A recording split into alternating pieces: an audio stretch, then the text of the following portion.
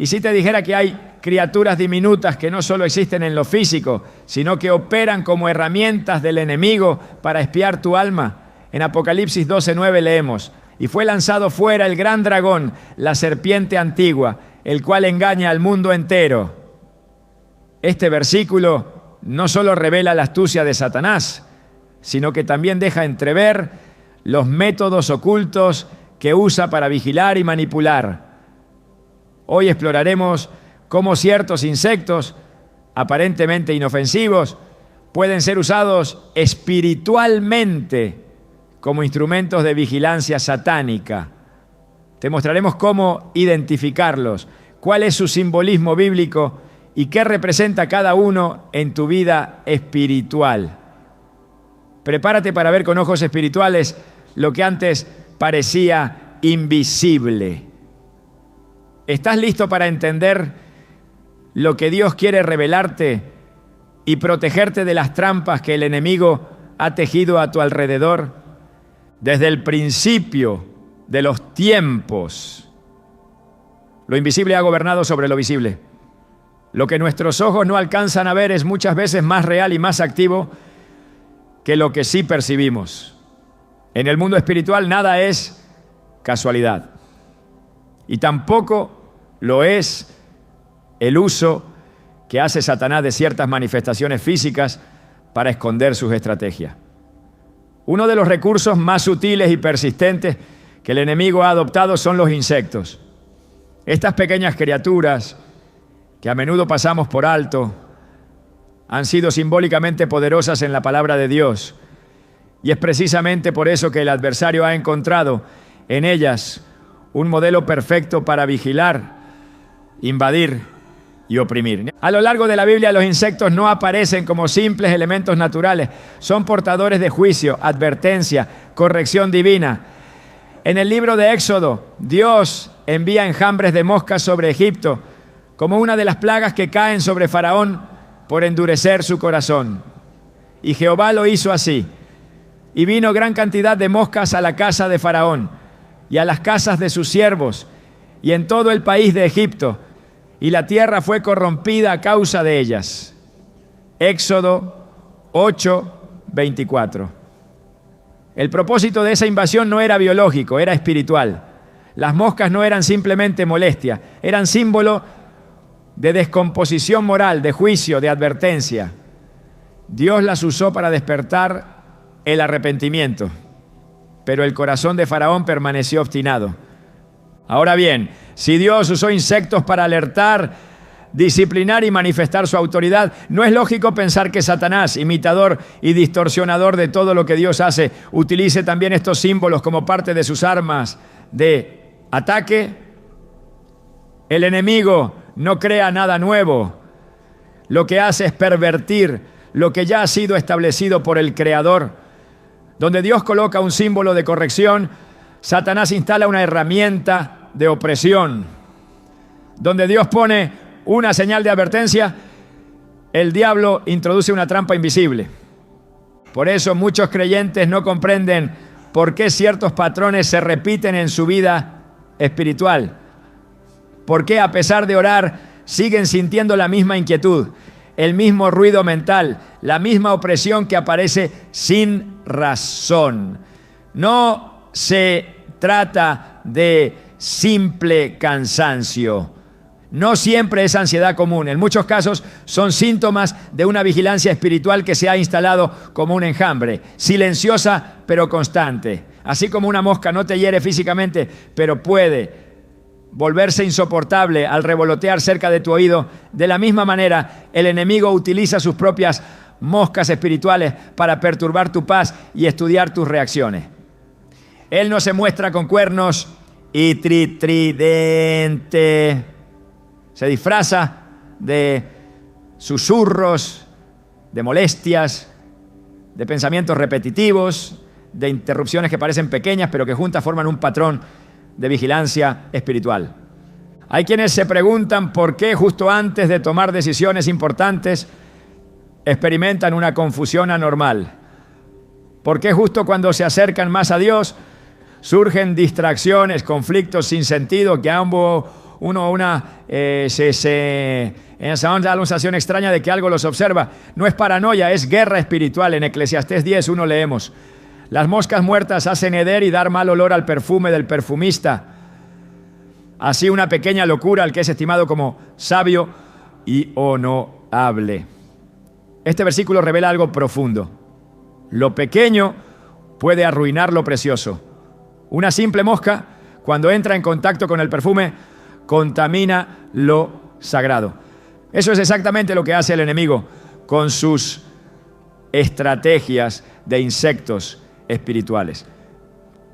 Introduce lo mínimo, lo imperceptible, para dañar lo que Dios está construyendo en ti. No se trata de temer a los insectos como tales, sino de comprender el principio espiritual detrás de ellos. Así como los profetas veían visiones con simbolismos celestiales, también es posible que algunos signos en nuestra vida cotidiana estén señalando algo más profundo. Recordemos que Dios se comunicaba con sus siervos a través de imágenes, parábolas, elementos de la creación. En el libro de Joel, el profeta declara: lo que quedó de la oruga comió el saltón, y lo que quedó del saltón comió el revoltón, y la langosta comió lo que del revoltón había quedado. Joel 1:4. Esta cadena de destrucción, protagonizada por insectos, representa una secuencia de pérdidas, de ataques cíclicos que afectan al pueblo de Dios. El mensaje es claro: cuando el enemigo ataca, no lo hace de una sola forma. Viene por oleadas y a veces lo hace usando figuras que el espíritu debe discernir más allá de lo literal. En este sentido es crucial entender que hay insectos que en el plano espiritual representan formas específicas de vigilancia satánica. Así como en el mundo físico ciertos insectos tienen capacidades sorprendentes, ojos compuestos que ven en múltiples direcciones, antenas ultrasensibles, patrones de vuelo estratégicos.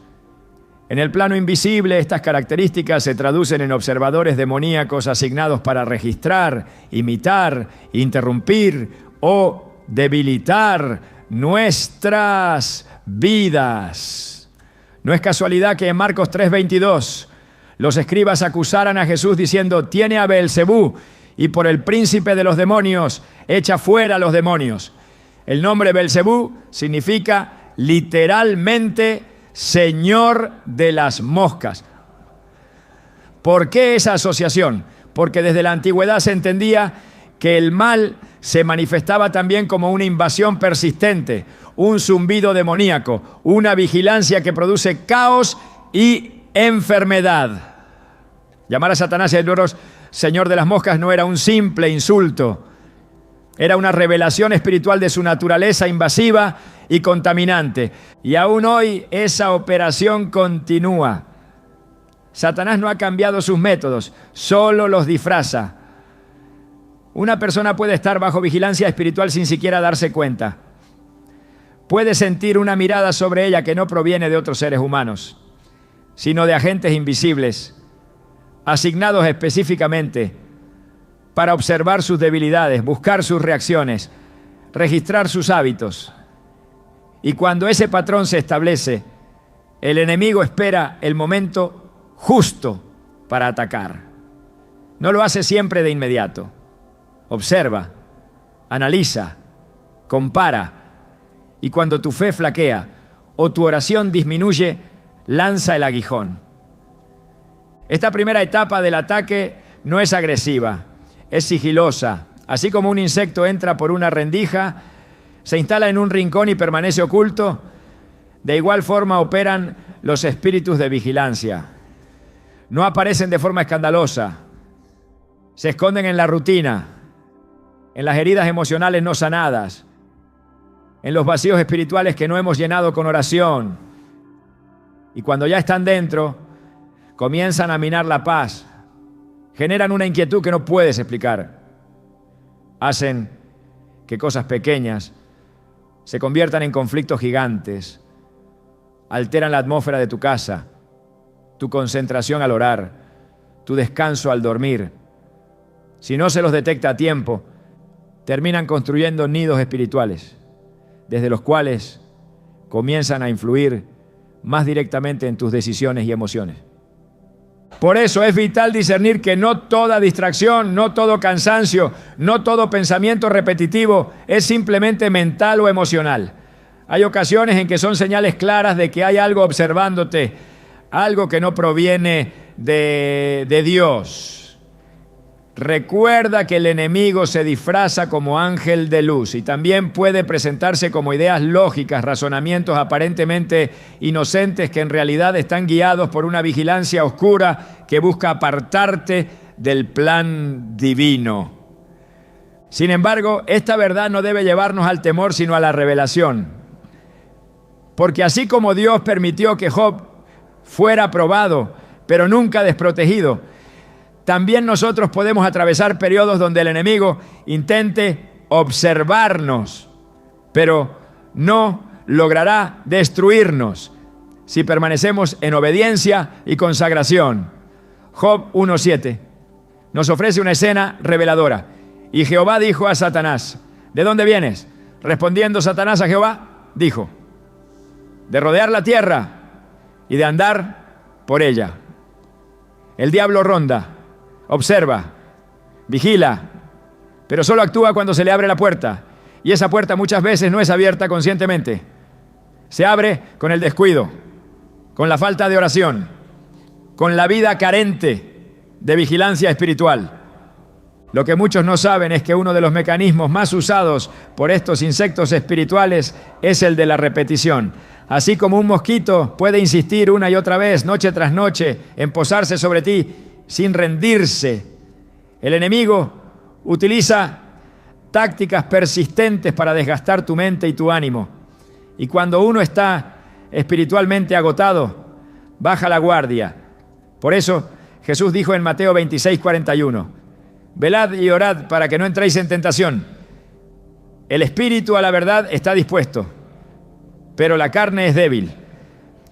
El llamado a la vigilancia no es solo una recomendación, es una instrucción de guerra. Pero aún más importante que saber que hay vigilancia espiritual es entender que también hay cobertura espiritual. Dios no te deja expuesto. Él te ha dado herramientas, discernimiento y sobre todo autoridad. Y mientras nos adentremos más en esta serie, verás cómo cada uno de estos insectos representa una táctica específica del enemigo.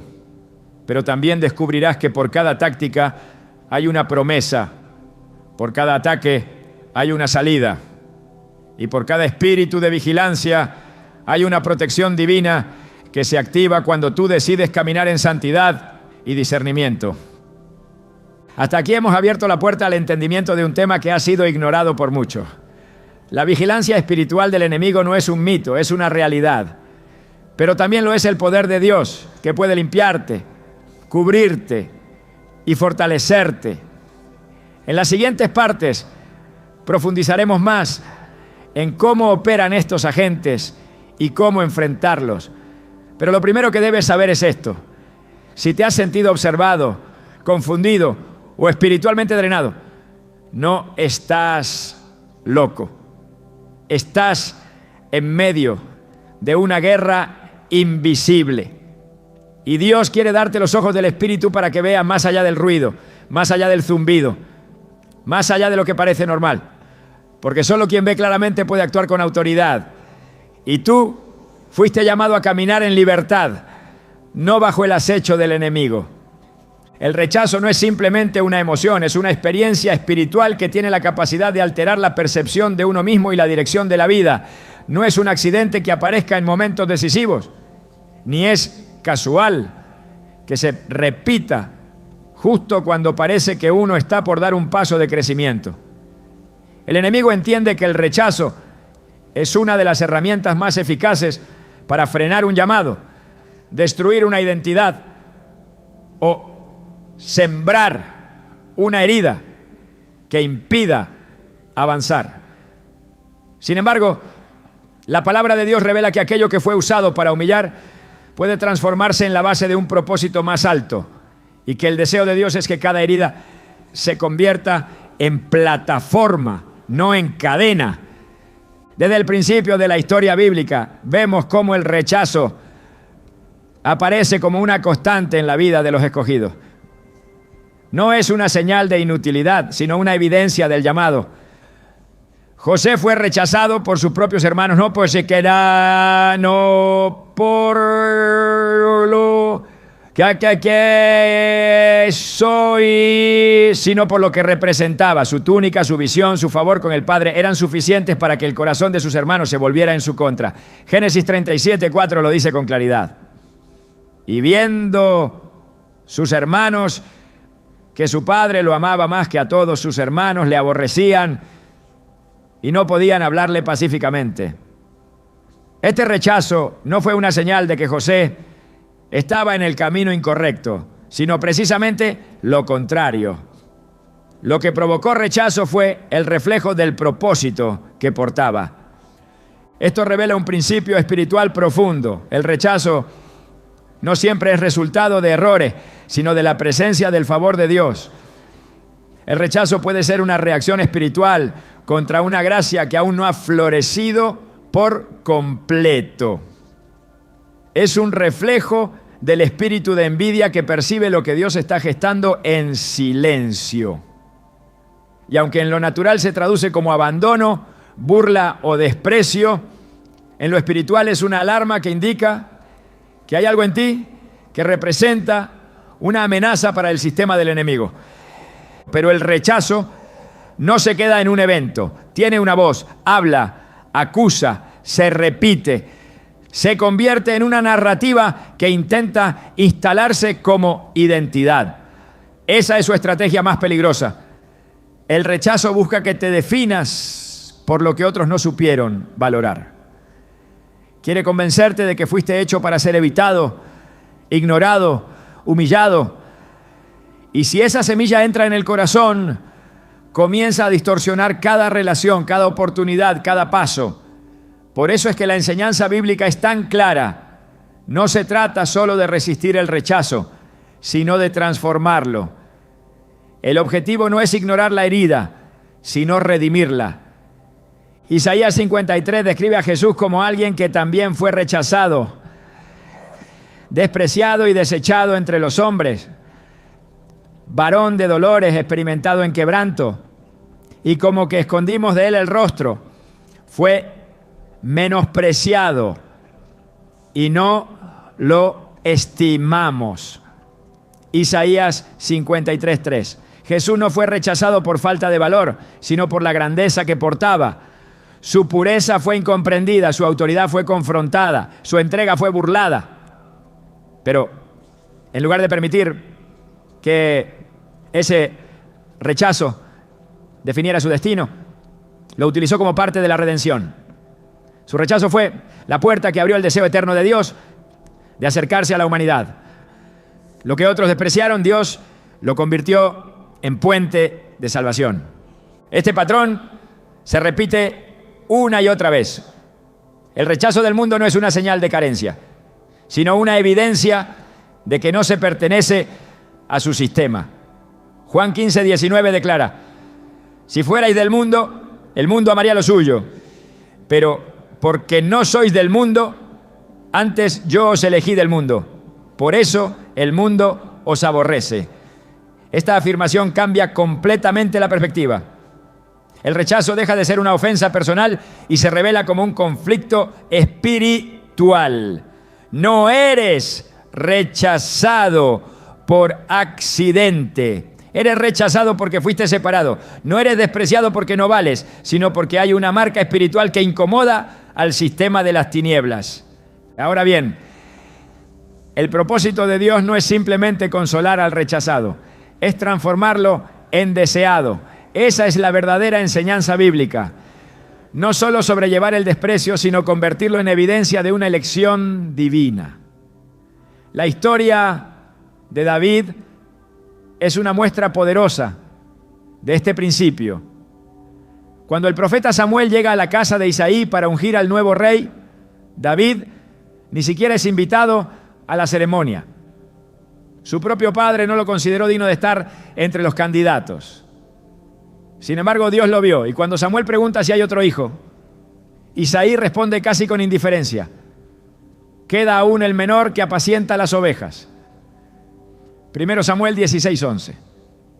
Pero ese que fue dejado fuera era el elegido por Dios, porque el deseo de Dios no se rige por criterios humanos. Donde otros ven irrelevancia, Él ve un rey. Y este es el corazón de la transformación espiritual que se enseña en la Escritura. El rechazo es temporal, el deseo de Dios es eterno, el abandono es humano, la elección es divina. Y cuando esa verdad penetra el alma, ya no se camina con la cabeza baja ni con el corazón en fragmentos. Se camina con la certeza de que lo que fue usado para detenerte se convertirá en testimonio de resurrección. Lo que fue usado para reducirte será la plataforma que Dios usará para elevarte. Cuando Jesús comenzó su ministerio, también enfrentó el rechazo de su propia gente. En Marcos 6:3, al escucharlo enseñar, la gente decía: ¿no es este el carpintero, hijo de María? ¿No están sus hermanos aquí con nosotros? Y se escandalizaban de él. Su pasado fue usado como excusa para negar su autoridad. Su origen fue utilizado como argumento para despreciar su unción. Pero el rechazo no detuvo su llamado, lo impulsó a expandirse. Porque cuando no eres recibido en un lugar, es señal de que el campo ya fue sembrado. El verdadero fruto está en otra tierra. Y esta es otra verdad esencial. El rechazo muchas veces es el cierre de una puerta que Dios no quiere que cruces. No todos los lugares donde deseas estar son los que Dios ha asignado. No todas las personas que deseas que te acepten están capacitadas para valorar lo que llevas dentro. En lugar de ver el rechazo como fracaso, es necesario aprender a verlo como redirección. Proverbios 16:9 declara: el corazón del hombre piensa su camino, mas Jehová endereza sus pasos. Tus intenciones pueden llevarte a una puerta, pero es Dios quien decide cuál se abre. Al comprender esto, el corazón se libera del peso del rencor. Ya no se busca aprobación en quienes no tienen la capacidad espiritual para ver el propósito. Ya no se insiste en encajar en estructuras que fueron diseñadas para mantenerte limitado. El deseo ya no se dirige hacia quien rechaza, sino hacia quien llama. Y cuando ese enfoque cambia, todo comienza a transformarse. El alma se alinea con el cielo, el espíritu se fortalece, la mente se renueva. Y entonces el deseo de Dios comienza a manifestarse visiblemente. En el libro de los Salmos, David expresa con honestidad su experiencia con el rechazo, pero también declara con fe lo que Dios hace con los rechazados. En el Salmo 118:22 afirma: la piedra que desecharon los edificadores ha venido a ser cabeza del ángulo. Este versículo encierra la esencia de la enseñanza. Lo que fue rechazado se convierte en lo esencial. Lo que fue ignorado se vuelve indispensable. Y eso no es casualidad. Es el diseño de Dios. No por sentimentalismo, sino por estrategia divina. Porque solo quien ha sido rechazado puede abrazar con misericordia. Solo quien ha sido excluido sabe cómo incluir. Solo quien ha sido herido por desprecio puede sanar a los que aún viven bajo su sombra. La enseñanza bíblica no es simplemente soportar el rechazo con paciencia. Es permitir que Dios lo use como herramienta de formación. Porque el rechazo también pule, elimina la necesidad de aprobación humana, rompe la dependencia emocional, arranca las raíces del orgullo y hace espacio para una identidad basada únicamente en la voz de Dios. En Romanos 8:33-34 se lee: ¿quién acusará a los escogidos de Dios? Dios es el que justifica. ¿Quién es el que condenará? Este pasaje es un escudo espiritual. No importa quién te rechace, si Dios te ha justificado. No importa quién te ignore, si el cielo ya te ha elegido. Así el alma deja de anhelar aceptación en lugares donde fue rechazada y empieza a desear estar donde la voluntad de Dios florece. El deseo se purifica, ya no se orienta hacia los elogios humanos, sino hacia la gloria de Dios. Ya no busca pertenecer a un grupo, sino agradar al Padre. Y ese cambio de deseo produce una transformación interna que ninguna crítica puede destruir. Este proceso no es instantáneo, pero es posible y es poderoso, porque cuando lo que antes dolía ya no tiene poder, se produce libertad. Cuando lo que antes desanimaba ya no paraliza, se produce crecimiento. Cuando lo que antes causaba vergüenza se convierte en fuente de revelación, se produce propósito. Esa es la transformación que enseña la palabra. No una simple superación emocional, sino una resurrección espiritual. De lo que otros desecharon, Dios hará lo deseado. De lo que fue causa de llanto, Él hará fuente de alegría. De lo que fue desprecio, Él hará corona. Y todo comienza con una decisión: dejar que el rechazo ya no tenga la última palabra. Elegir creer que el deseo de Dios es más fuerte que cualquier señal de abandono. Reconocer que cada puerta cerrada no es el fin, sino el principio de una dirección más alta. Porque el que fue rechazado por los hombres fue exaltado por Dios. Y ese mismo patrón se repite en todos los que están dispuestos a rendirse a su voluntad, a confiar en su proceso y a abrazar su propósito. Hay sonidos que perturban más que un grito, un zumbido insistente, constante, que se cuela en el oído sin pedir permiso. Tiene la capacidad de alterar el equilibrio de quien lo escucha. Así es como opera el enemigo cuando quiere destruir desde dentro. No con gritos visibles ni con ataques frontales, sino con susurros insistentes que se convierten en un zumbido espiritual. No es necesario que grite cuando logra instalarse en la mente por medio de la repetición. Como un insecto que no se va, que gira en círculos cerca del oído. Así funciona el tipo de vigilancia que se manifiesta no en forma de ojos que espían desde la sombra, sino de voces que murmuran sin cesar. Ese es el zumbido del miedo, de la duda, de la culpa. Es la voz invisible que no proviene de Dios, pero que pretende hablar con autoridad sobre tu vida. En el ámbito espiritual, las palabras no solo se oyen, también se sienten. El alma tiene oídos y lo que recibe puede marcar la dirección de tus decisiones. Por eso uno de los modos más sutiles con los que el enemigo vigila es mediante pensamientos que no parecen amenazas, no, sino reflexiones internas, pero en realidad no son tuyas.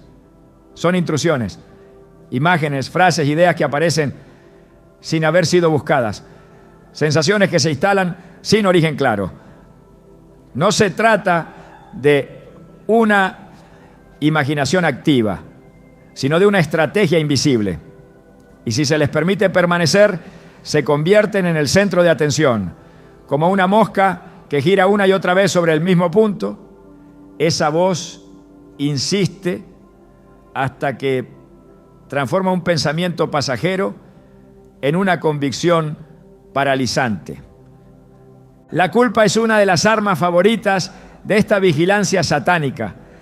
No la culpa que lleva al arrepentimiento, sino la que paraliza, la que acusa después de haber sido perdonado, la que insiste en recordarte lo que Dios ya echó al fondo del mar. En Apocalipsis 12:10 se describe al diablo como el acusador de nuestros hermanos, el que los acusaba delante de nuestro Dios día y noche.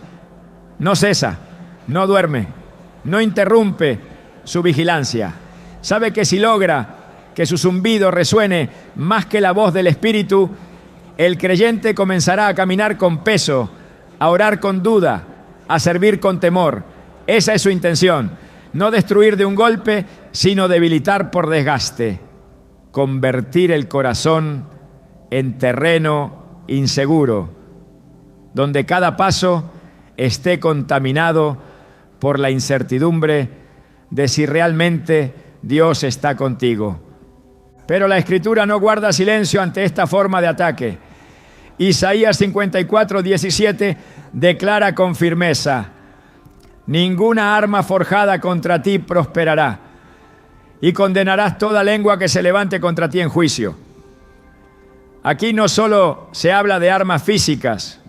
Las armas pueden ser palabras, acusaciones, pensamientos venenosos, disfrazados de conciencia. Toda lengua que se levanta, toda voz que intenta acusar después del perdón, es condenada por la justicia divina. Esa palabra tiene poder porque recuerda que el juicio final no pertenece al enemigo, le pertenece al Dios que justifica. Cuando el enemigo instala su zumbido en la mente, también introduce patrones. Lo que comienza como un pensamiento suelto se transforma en una frecuencia. La persona afectada empieza a esperar el rechazo antes de que ocurra.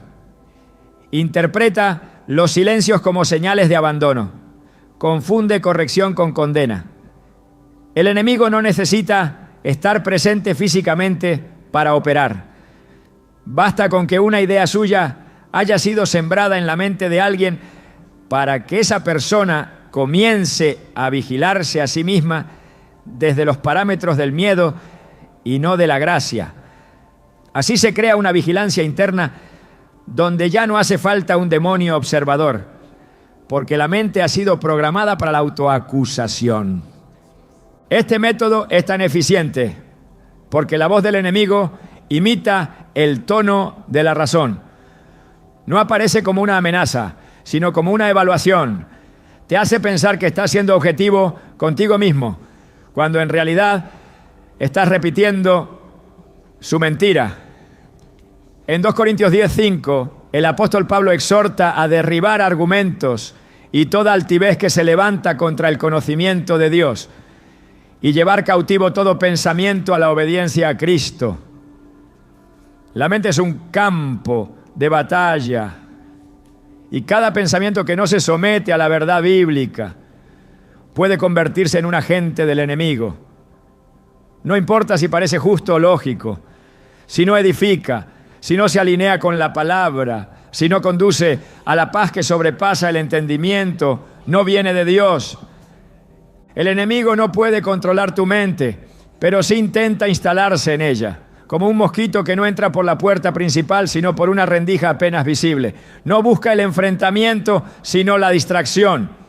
Si logra desviar tu enfoque hacia la culpa o el miedo, ya no necesita atacarte de frente. Solo necesita que dejes de mirar a Cristo y empieces a observarte a ti mismo desde el lente del error.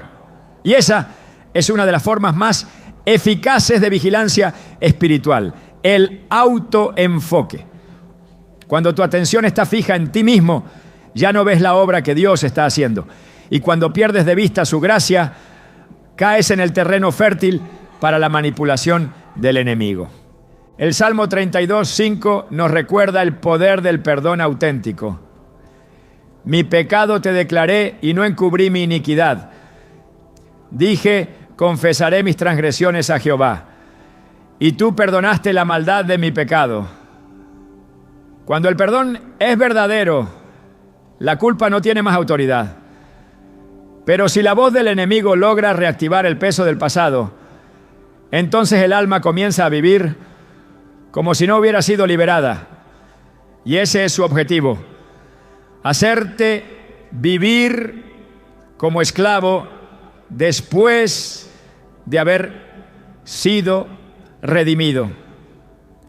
Hay quienes, aunque oran, sienten que algo no les permite avanzar. Aunque cantan, no experimentan gozo. Aunque sirven, no sienten libertad. No es falta de fe, es presencia de interferencia. La vigilancia espiritual del enemigo puede expresarse en estas formas sutiles pero constantes. Un pensamiento repetitivo que insiste en lo mismo, una imagen que vuelve una y otra vez, una sensación de que Dios está distante, cuando en realidad Él nunca se ha movido. Estas son señales de que hay un zumbido espiritual activo. Y como todo zumbido, no cesará hasta que sea silenciado por una autoridad superior. La respuesta no es esforzarse más, ¿no?, sino rendirse más. La lucha no se gana gritando, sino creyendo. No se resuelve intentando acallar el pensamiento por la fuerza, sino llenando la mente con la palabra que no vuelve vacía. Filipenses 4:8. Instruye con precisión todo lo que...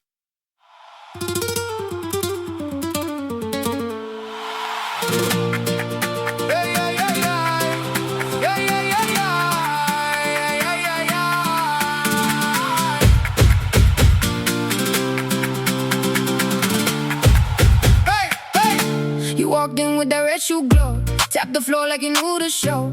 I was cool, but you pulled that thread. Got my whole night spins in your head. Your eyes said, come on, don't play shy. My mouth said, yeah, my feet said, try. I kept my name on the backseat, but you had fire under both feet. Hey, hey, don't slow me down. One more step and I'm falling now. Hey, hey, hear that sound? You turn the whole room upside down. Red shoe riot, red shoe riot. You got me wild, I can't deny it. We were in love that never meant to stay. Some things are real, even when they fade.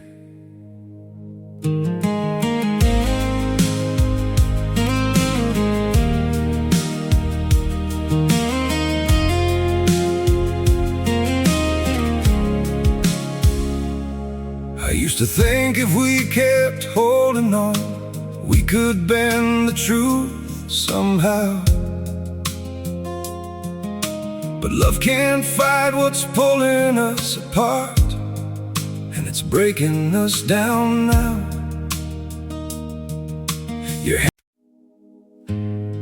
We had it all, or at least it felt that way. Now it's just silence, where your voice used to stay. I still replay the nights we couldn't sleep, talking about a life we chased somehow. We were building dreams on fragile ground, didn't see them breaking down till now. Your shadow lingers in the air I breathe, like a song that never found its end. We kept saying we would never change, now we don't even pretend. Goodbye, my everything, my only. They say letting go makes you lighter. So why does my chest feel heavier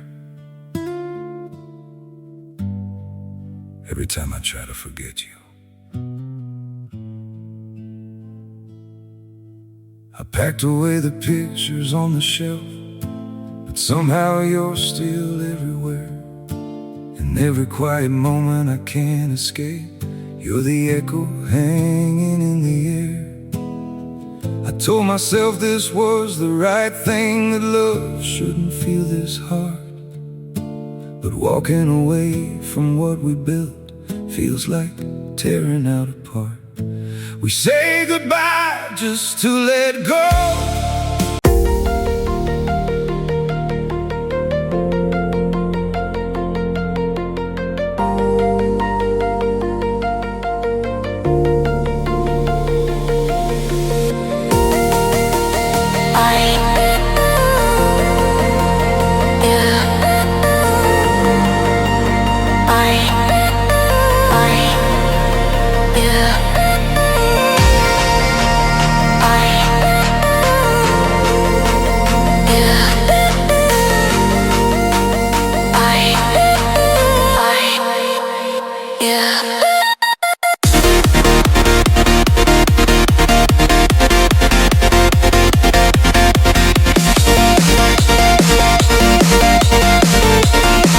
Que es verdadero, todo lo honesto, todo lo justo, todo lo puro, en esto pensad. Este versículo no es una sugerencia de positividad, es una estrategia espiritual para neutralizar el zumbido del enemigo. Pensar lo correcto es una forma de guerra. Dirigir intencionalmente el foco hacia lo que edifica, fortalece y sana es parte del escudo de la fe que apaga los dardos del maligno. Cuando una mente se somete a la verdad de Dios, el enemigo pierde acceso, porque ya no puede anidar su zumbido en un terreno sellado. Ya no puede insertar pensamientos en una mente ocupada por la presencia de Cristo. Y ese es el punto de inflexión. Cuando lo que antes era un canal de vigilancia se convierte en territorio consagrado. Donde había confusión, ahora hay claridad. Donde había acusación, ahora hay justificación.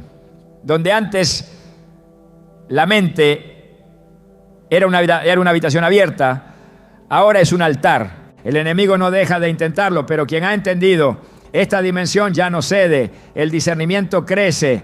La voz que antes parecía interna es reconocida como externa. Y cuando eso ocurre, la autoridad espiritual se activa. Ya no se acepta todo pensamiento como propio.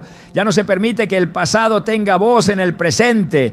Ya no se le concede espacio al miedo en medio de la paz, porque la paz no es solo una emoción, es una presencia. Y cuando la paz de Dios gobierna la mente, el enemigo huye. No porque se rinda, sino porque no puede permanecer donde hay luz. La vigilancia satánica mediante el zumbido emocional y espiritual es una de las estrategias más persistentes, pero no es invencible. Su poder radica en el consentimiento, solo tiene fuerza cuando se le permite entrar. Solo tiene presencia donde no hay oposición. Pero cuando el creyente levanta la voz de la verdad, la frecuencia cambia, el zumbido se interrumpe, la atmósfera se limpia y lo que antes era tormento se convierte en testimonio.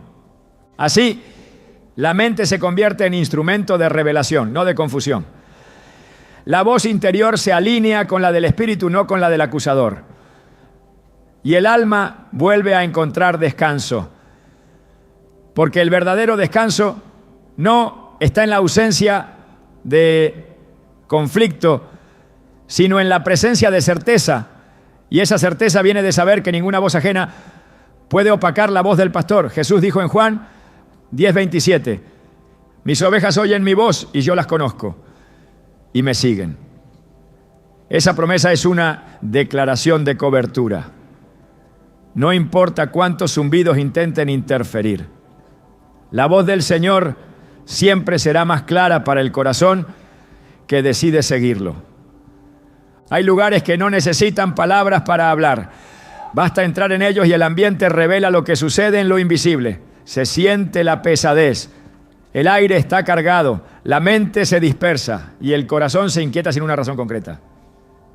Son entornos donde la atmósfera ha sido invadida, no por lo visible, sino por una presencia que no pertenece a la luz. No toda contaminación es física. Hay suciedad que no se ve, pero que se manifiesta en el alma. Y allí, en esos espacios donde se ha tolerado lo impuro, es donde los insectos espirituales encuentran su hábitat natural. No necesitan invitación directa, solo una atmósfera que les sea familiar. Cuando el ambiente está corrompido por lo carnal, por lo oculto, por lo negligido espiritualmente, el enemigo encuentra un terreno fértil para multiplicar su vigilancia. Así como los insectos naturales se sienten atraídos por lo podrido, por lo que no ha sido limpiado, por lo que ha quedado expuesto demasiado tiempo, así también los agentes del enemigo son atraídos por aquellas áreas del alma donde no había habido renovación, donde la herida se ha vuelto costumbre, donde el pecado se ha escondido en la rutina. No se trata de un acto escandaloso. Muchas veces basta con la omisión de lo santo para que lo impuro se instale. La vigilancia espiritual que opera mediante estos insectos no requiere grandes portales. Le basta una rendija abierta por descuido. En Ezequiel 8 se nos muestra una visión en la que el profeta es llevado por el Espíritu a ver lo que ocurría en el templo, no en su fachada, sino en sus cámaras secretas.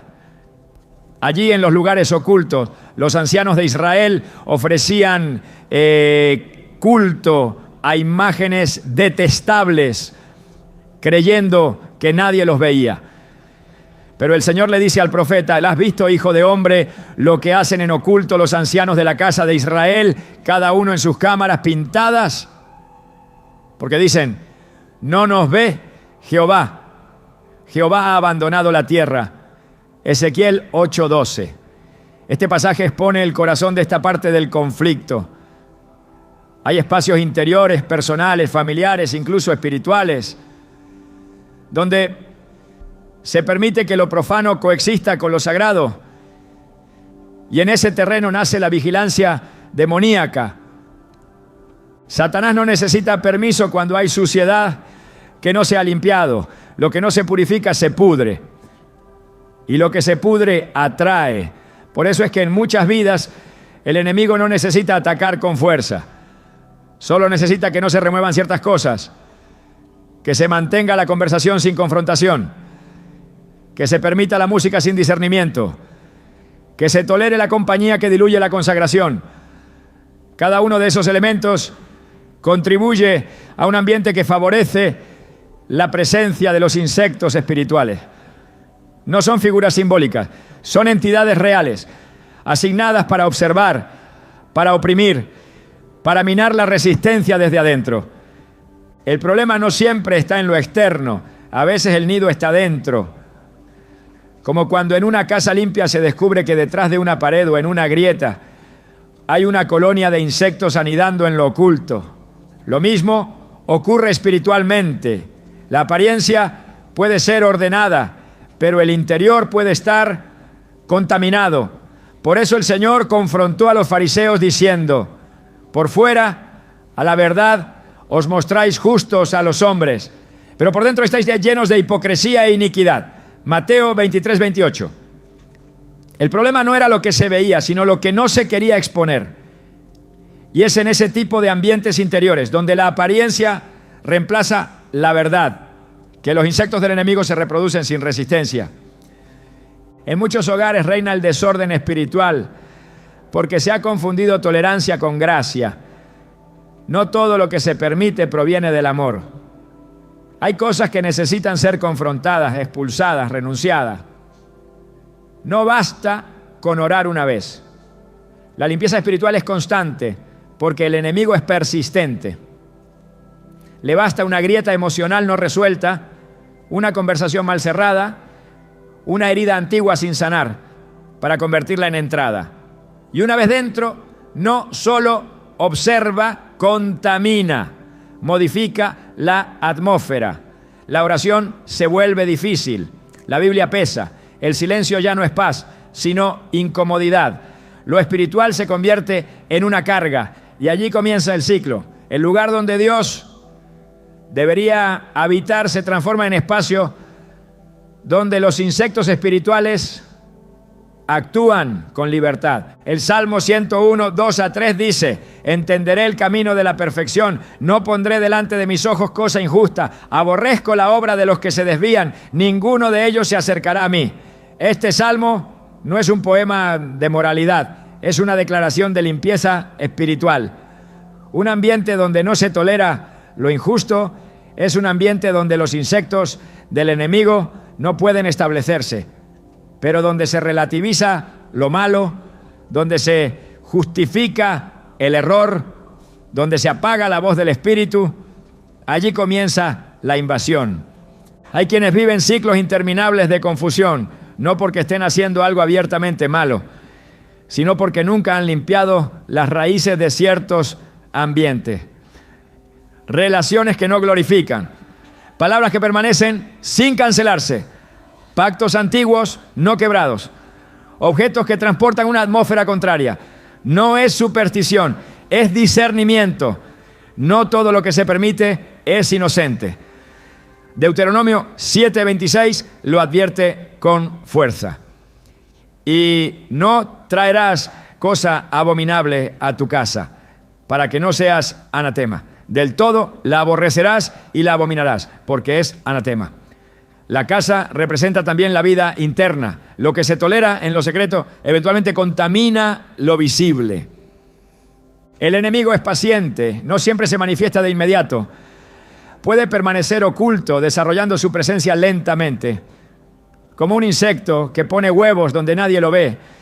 Su vigilancia crece cuando no se le enfrenta, pero cuando la luz entra, la actividad cesa. Cuando la palabra penetra, lo oculto se expone. Y lo que parecía normal se revela como extraño. Esa es la función del Espíritu Santo. No simplemente consolar, sino revelar. No solo acompañar, sino limpiar. No basta con pedir su presencia. Es necesario cederle el control del ambiente, porque su presencia no cohabita con lo que es contrario a su naturaleza. La limpieza espiritual no es un ritual, es una postura. Es un estado permanente de alerta donde se evalúa lo que entra, lo que se queda y lo que necesita salir. No desde el miedo, sino desde la conciencia de que el enemigo observa lo que se le permite. Jesús dijo en Juan 14:30, viene el príncipe de este mundo y él nada tiene en mí. Esa es la meta, que cuando el enemigo intente inspeccionar, no encuentre nada que le pertenezca. Ni rencor, ni desobediencia, ni espacio sin perdón, nada. Porque un lugar limpio espiritualmente es territorio inaccesible para la vigilancia demoníaca. A veces no se necesita hacer algo nuevo, sino dejar de tolerar lo viejo. No se trata de buscar lo oculto con obsesión, sino de dejar que la luz haga su trabajo. Efesios 5:13 dice, mas todas las cosas, cuando son puestas en evidencia por la luz, son hechas manifiestas, porque la luz es lo que manifiesta todo. No hay insecto espiritual que resista la exposición de la palabra. No hay vigilancia demoníaca que permanezca donde la atmósfera está saturada de adoración, de verdad, de pureza, porque donde el Señor habita, el enemigo huye. Donde hay santidad, hay autoridad. Y donde hay autoridad, no hay vigilancia ajena que prevalezca. Esta parte del conflicto no se resuelve solo con ayuno, ni solo con reprensión. Requiere revisión, examen, discernimiento, escuchar lo que no se dice, identificar lo que se ha normalizado y sobre todo tener la valentía de sacar lo que ha sido tolerado. La limpieza es un acto profético. Cada cosa que se elimina en lo físico tiene una consecuencia en lo espiritual. Cuando se cierra la puerta a una música, a una conversación, a un recuerdo contaminado, no se está simplemente organizando, se está declarando: este ambiente no es terreno del enemigo, este corazón es altar, esta casa es del Señor. Y cuando esa convicción se establece, el enemigo no puede reproducir su vigilancia, porque sus insectos necesitan podredumbre para multiplicarse, necesitan desorden, necesitan oscuridad, pero cuando la luz lo llena todo, cuando la oración lo cubre todo, cuando la obediencia es constante, no hay nido que sobreviva. Todo lo que es del enemigo se seca. Todo lo que fue plantado en la noche se arranca con la luz del día. Y la atmósfera vuelve a ser espacio de presencia divina. Hay pensamientos que no llegan desde dentro, aunque parezcan propios. Ideas que se arrastran silenciosamente en el alma, que se instalan con una familiaridad engañosa, como si siempre hubieran estado allí. Esa es una de las formas más refinadas en las que la vigilancia espiritual opera, introduciendo conceptos que no provienen del espíritu, sino de una contaminación invisible en el sistema de pensamiento. Así como algunos insectos depositan sus huevos dentro de una hoja sin que nadie lo note hasta que la plaga brota, el enemigo siembra conceptos, dudas y patrones que nacen después como resultado de una incubación silenciosa. Cuando el alma no discierne el origen de una idea, empieza a vivirla como si fuera verdad. La mente se convierte entonces en un campo abierto donde el enemigo observa sin ser visto y construye sin ser confrontado. La estrategia no es forzar pensamientos destructivos desde el inicio, sino sembrar preguntas. ¿Será cierto que Dios dijo? Esa fue la pregunta original que la serpiente lanzó en el Edén y sigue siendo el modelo principal de infiltración. La vigilancia comienza con una interrupción imperceptible en la confianza. La certeza de lo que Dios dijo empieza a debilitarse. La promesa se vuelve confusa. La instrucción pierde peso. Y en ese momento, la mente deja de ser espada y se convierte en esponja. Absorbe, recibe y deja de resistir. El pensamiento que antes habría sido rechazado, ahora es razonado. Y lo que antes habría sido discernido como oscuro, ahora parece solo complejo. El enemigo no necesita invadir por la fuerza si logra introducir una perspectiva contaminada. Una semilla maligna, plantada en el momento exacto, puede producir una cosecha entera de confusión espiritual. Romanos 12:2 lo expresa con claridad. No os conforméis a este siglo, sino transformaos por medio de la renovación de vuestro entendimiento. La transformación espiritual no comienza con un milagro visible, sino con una purificación invisible en la manera de pensar. Donde el entendimiento no se renueva, se corrompe. Y donde hay corrupción de pensamiento, el enemigo encuentra terreno fértil para levantar estructuras mentales. Es allí donde comienza su vigilancia, en los razonamientos que no fueron llevados cautivos a la obediencia de Cristo. Porque si la mente deja de ser el lugar donde Dios instruye, se convierte en el lugar donde el enemigo espía. Los pensamientos que vienen de Dios conducen a la paz. No porque sean fáciles, no, sino porque establecen orden, producen claridad, dirigen hacia la obediencia. Pero los pensamientos contaminados por vigilancia espiritual generan ruido. No solo cuestionan lo que haces, sino también quién eres. No solo desafían tus decisiones, sino tu identidad.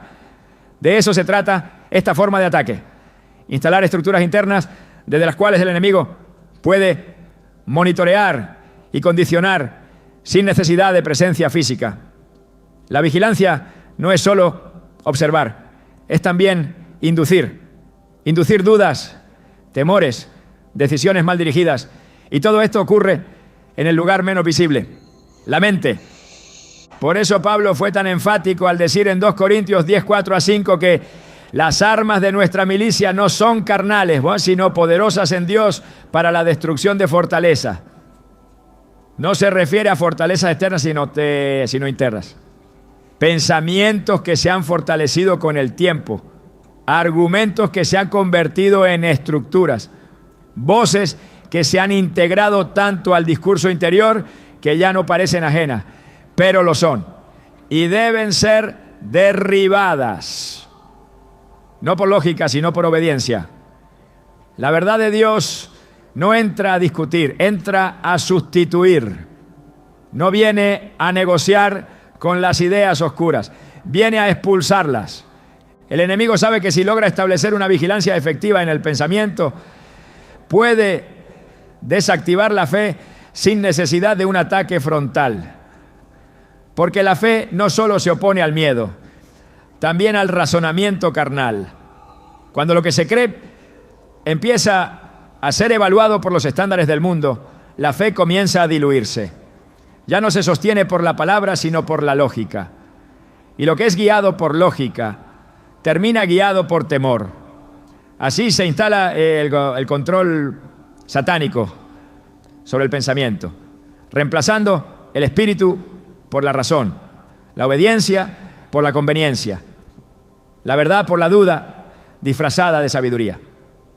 El pensamiento vigilado no sueña con lo alto, se conforma con lo posible, no ora con expectativas, sino con resignación, no espera promesas, solo intenta sobrevivir. Y todo eso nace no por falta de deseo, sino por exceso de vigilancia mental. El enemigo sabe que no necesita robarte la fe si logra ocupar el lugar donde la fe se activa, tu pensamiento. Por eso el apóstol Pedro exhorta en 1 de Pedro 1:13. Ceñid los lomos de vuestro entendimiento. Sed sobrios. Hay una postura mental que protege. Una vigilancia santa que bloquea la infiltración del enemigo. No es vivir temiendo pensamientos extraños, sino ceñir el entendimiento con la verdad, para que ninguna idea ajena al cielo pueda instalarse sin ser discernida. Cada pensamiento importa. Cada idea que se recibe y se permite permanecer es una posible entrada. Así como ciertos insectos se ocultan entre las fibras de los tejidos más finos, el enemigo intenta camuflarse entre los pensamientos más sofisticados. No siempre viene con blasfemias. A veces viene con frases que suenan correctas, pero están vacías de verdad.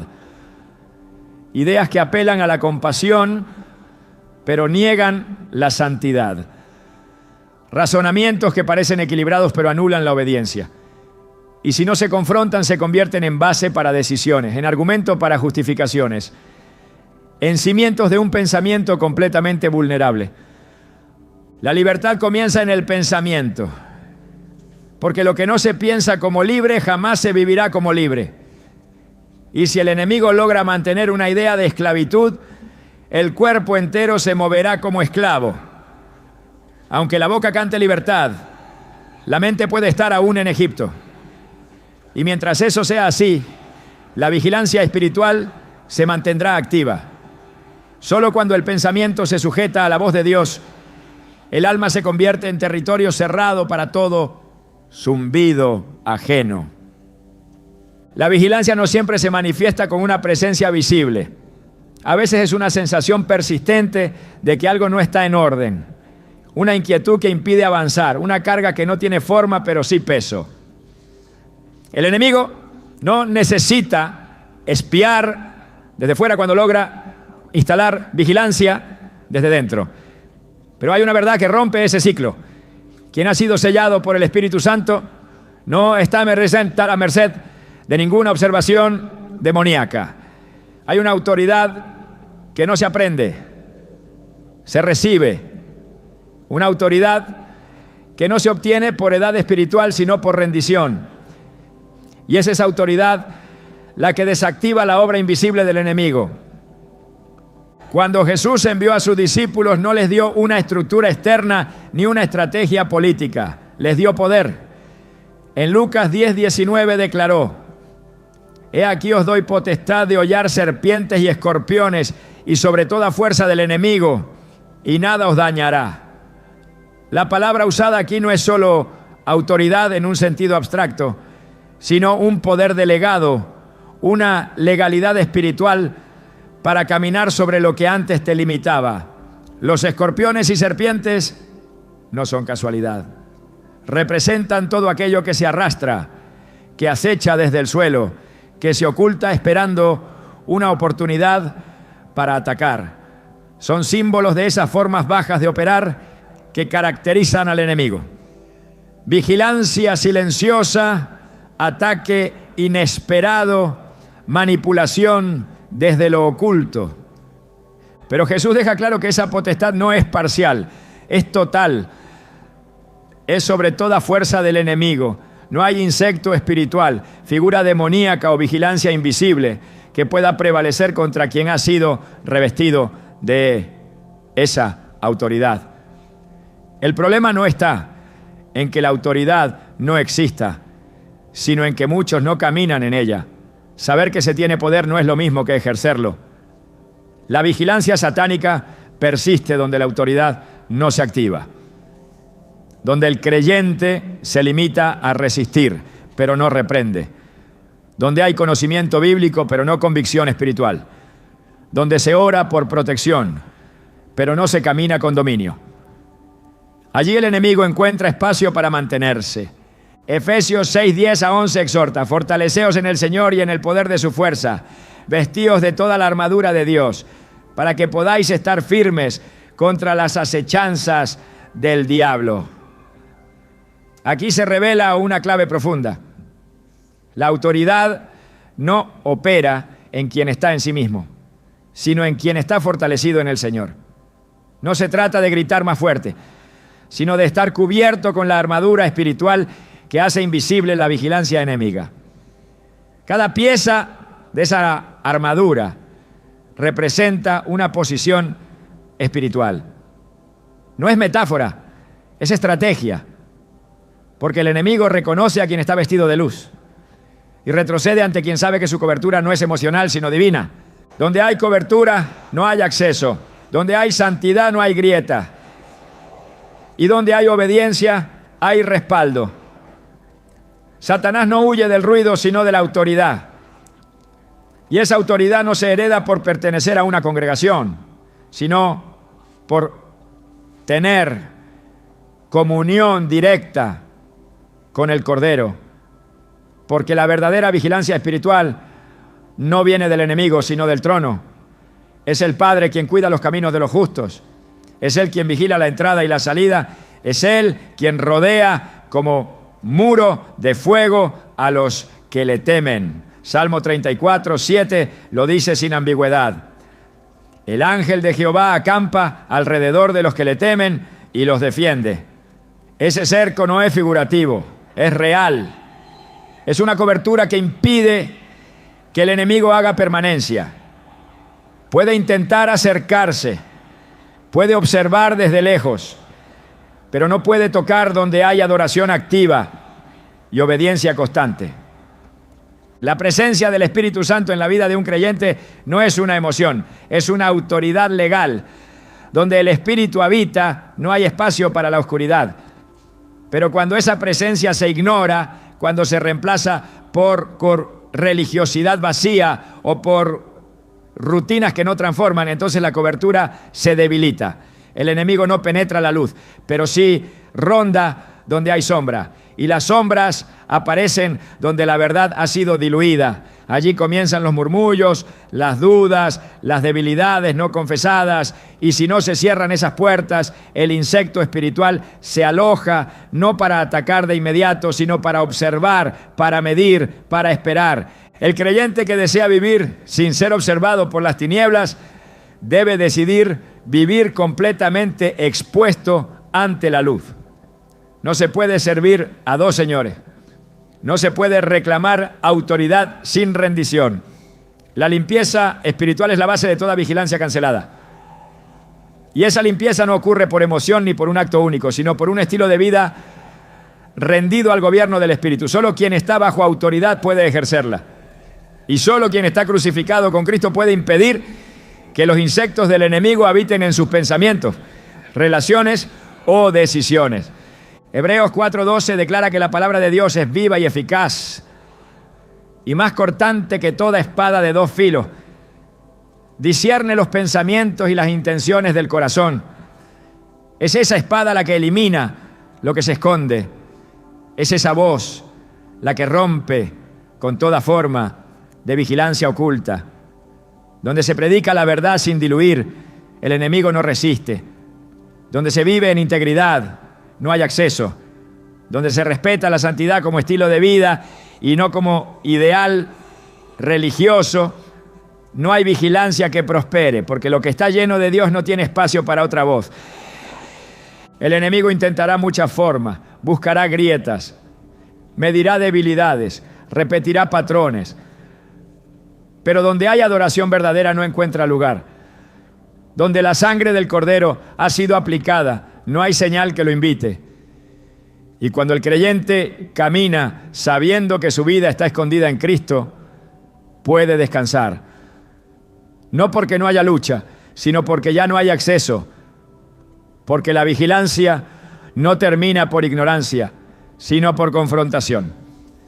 Y cuando esa confrontación ocurre con base en la autoridad del reino, toda vigilancia del infierno se anula. No es casual que se hayan usado figuras tan pequeñas para hablar de una operación tan profunda. Los insectos que representan la vigilancia del enemigo no lo hacen por su fuerza, sino por su capacidad de multiplicarse, de ocultarse, de adaptarse a lo que no se limpia. Son sutiles, insistentes, pacientes, pero esa misma estrategia revela algo que cambia toda la perspectiva. El enemigo necesita esconderse porque no puede operar en la luz. Su poder está limitado a las zonas que no han sido iluminadas. Sus movimientos dependen de lo que permanece sin discernir. Y eso significa que su presencia es señal de una sola cosa. Hay un lugar que todavía no ha sido completamente entregado al gobierno de Dios. Esa es la invitación que permanece abierta. No a vivir con miedo, sino a caminar con discernimiento. No a buscar enemigos en cada rincón, sino a levantar la vista y establecer una atmósfera donde lo invisible del reino de Dios desplace lo oculto de las tinieblas. Porque si el enemigo se mueve con estructuras pequeñas y repetitivas, Dios actúa con gloria creciente y presencia sostenida. Si Satanás espía, el Padre revela. Si el infierno vigila, el cielo custodia. La clave está en decidir desde qué voz se quiere vivir. Los insectos del enemigo observan, pero no tienen la última palabra. Pueden rondar, pero no dictan destino. Y aunque traten de instalarse en el pensamiento, en el ambiente o en las decisiones, su permanencia solo es posible donde no se levanta la voz de la autoridad. Porque cuando un hijo de Dios se posiciona en su identidad, toda estructura de observación cae. No porque grite, sino porque pertenece. No porque se esfuerce más, sino porque reconoce quién lo habita. Es la conciencia de presencia lo que anula la vigilancia del enemigo. No se trata solo de reprender lo que se siente oscuro, sino de afirmar lo que es eternamente verdadero. Que hay un nombre por encima de todo nombre. Y en ese nombre hay cobertura, hay protección, hay victoria. El enemigo puede usar 1000 formas para vigilar, pero todas fallan ante un corazón que no negocia su altar. No hay mosca espiritual que sobreviva en una habitación donde se adora. No hay larva de culpa que crezca donde la sangre ha limpiado. No hay enjambre mental que prevalezca donde la palabra ha sido sembrada. Lo que parece débil ante los ojos del mundo, una oración, una canción, un versículo, es en el mundo espiritual una barrera infranqueable. No porque venga del esfuerzo humano, sino porque está respaldado por la voz del trono. La vigilancia satánica es reactiva. No crea, no construye, solo responde a lo que Dios ya ha hablado. Es una imitación, una reacción, una distorsión. Por eso no tiene el poder de adelantarse, solo de perseguir. Pero el propósito de Dios va adelante. Camina por sendas eternas. Habla desde lo alto. Su gloria no necesita esconderse. Su luz no puede ser apagada. Y cuando se le abre espacio, todo lo que opera en las sombras queda expuesto, desenmascarado, silenciado. Ese es el llamado final. No a temer lo que se arrastra, sino a caminar en lo que se eleva. A no dejar rendijas abiertas por distracción, por desobediencia o por ignorancia. A cerrar toda puerta donde el enemigo pueda acercarse a mirar. No con paranoia espiritual, sino con madurez profética. Con esa mirada que discierne lo que no se dice, que reconoce lo que no se muestra y que se atreve a limpiar lo que ya se había normalizado. No se trata de vivir inspeccionando cada rincón con sospecha, sino de establecer una atmósfera donde el reino sea palpable, donde el ambiente esté impregnado de presencia, donde cada palabra, cada decisión, cada espacio testifique que allí solo hay un dueño, Cristo. Porque cuando Dios habita, el enemigo observa desde lejos, pero no entra. Cuando el Espíritu gobierna, las tinieblas rondan, pero no encuentran grietas. Y cuando la mente, el corazón y el ambiente son conquistados por la luz, todo insecto del infierno queda sin poder. Esa es la victoria silenciosa del reino. No la que hace ruido, sino la que se manifiesta en lo invisible. en la paz que no se puede explicar, en el gozo que no depende de circunstancias, en la firmeza que no se quiebra cuando se acerca el susurro oscuro, porque no importa quién esté mirando desde las sombras. Si el Padre está sentado en el trono del corazón, no hay vigilancia que prospere.